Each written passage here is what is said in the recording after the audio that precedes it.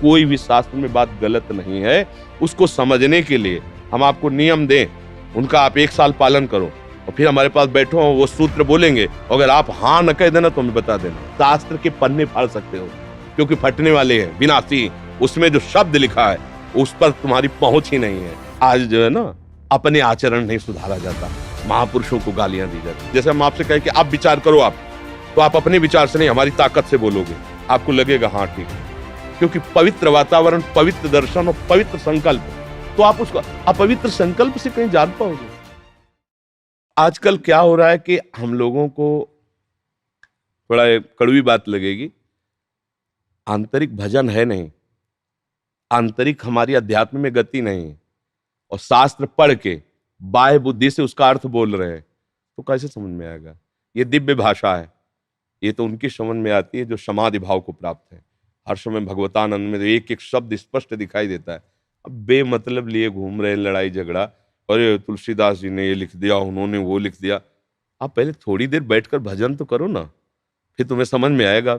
हमने सुना था कि जिस समय ये रामायण का रोल करवाया जा रहा था, तो रामानंद सागर ने सबको निषेध किया था, कोई भी शास्त्र विरुद्ध आचरण नहीं करेगा, कोई भी गंदा भोजन नहीं करेगा, कोई भी ये सब।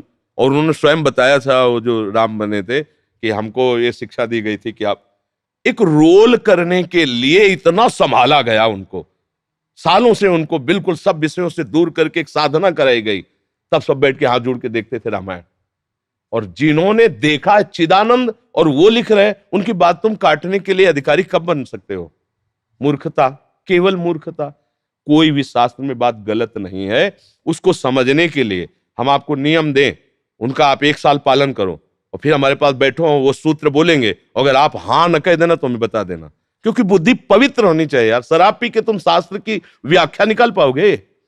व्यभिचार कर, मान लो बड़े पदों में हो, तो इससे तुम उस जगह पद हो जहां प्राकृतिक राज्य है और ये भागवतिक राज्य है। अध्यात्म राज्य के विषय को तुम प्राकृतिक राज्य के राजा होकर नहीं समझ सकते। उसके लिए प्राकृतिक राज्य का अभिमान छोड़ना होगा। और दैन्यवन देखो, जितने भी भगवत भक्ति उनके चरित्रों को पढ़ के देखो, आज सब क्या है, बोले हम शास्त्र अरे जब तुम बच्चे हो, अभी जानते ही नहीं हो, बच्चे क्या फाड़ नहीं सकते, तो बच्चे ही हो, हमारी दृष्टि में तुम क्या हो? मतलब हमें गाली दो, मारो दो, तो क्या हमारा बिगड़ जाएगा? इस शरीर तक ही तुम्हारी पहुंच, हमारी तक तुम्हारी कभी जीवन में पहुंच नहीं हो सकती।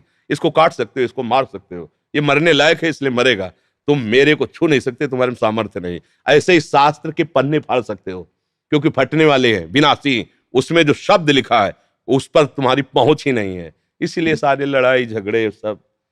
आज जो है ना, अपने आचरण नहीं सुधारा जाता, महापुरुषों को गालियां दी जाती है।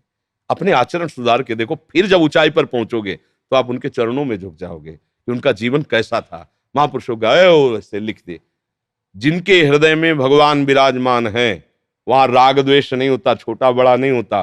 वो जो लिख रहे हैं उसको बात समझो। अगर समझ में नहीं आई तो बस इसी में झगड़ते हैं, जाति पक्ष में झगड़ते हैं, संप्रदाय पर। एक ईश्वर का पूजने वाला दूसरे ईश्वर का खंडन कर रहा है, ये क्या है? मूर्खता ही तो है। अरे एक ही है, उसके नाम अनेक है, उसके रूप अनेक है, उसकी सेवा पूजा करके बात जान जाओगे। झगड़ा करने से, झगड़ा करना तो अज्ञान है, और अज्ञानी कुछ भी कर सकता है। इसलिए अब कलयुग बढ़ेगा ना, तो ऐसे ही बढ़ेगा।